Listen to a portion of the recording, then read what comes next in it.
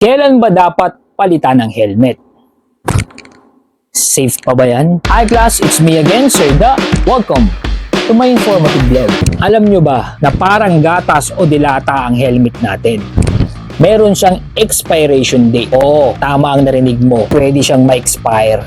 Hindi porket mukhang bago at walang gasgas, safe na siyang gamitin pang habang buhay. Ang main protection ng helmet ay yung kanyang EPS o yung tinatawag na foam sa loob. Habang tumatagal, unti-unti siyang rumurupok dahil sa init, sa pawis natin at ibang chemicals katulad ng gel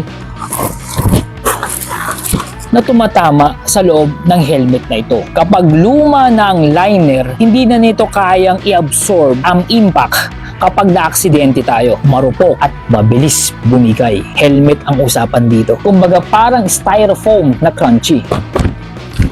Paano mo malalaman ang expiration? Pwede itong makita sa loob ng iyong helmet depende kung saan ito inilagay ng kanyang manufacturer. Check nyo sa ilalim ng padding ng helmet nyo. Doon nyo makikita ang birth certificate ng helmet nyo. Kung lagpas 5 years na yan, mag-upgrade ka na pre. Hindi ka na kayang iligtas yan. Karamihan, ang lifespan ng helmet ay 5 years simula ng binili mo at 7 years naman simula ng ginawa ito. Ito pa isang rule.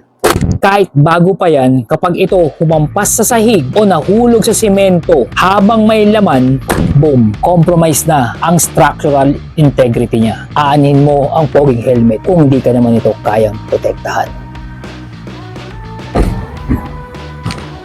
Kaya huwag tipirin ng safety. Tandaan, mas mura ang bumili ng bagong helmet kaysa magpagabot ka sa ospital. Ako nga pala si Sir Da. Sana may natutunan ka sa aking informative vlog ko ngayon. Huwag mong kalilimutang mag-follow, mag-react at i-share ang video nito. Always remember, road safety matters. Educate, not tolerate. Ano bang hihintay mo? Ipagkalat mo! Saan yung helmet ko? Pwede pa yon. Sayang, wala pang pampalit eh. Baka naman spider.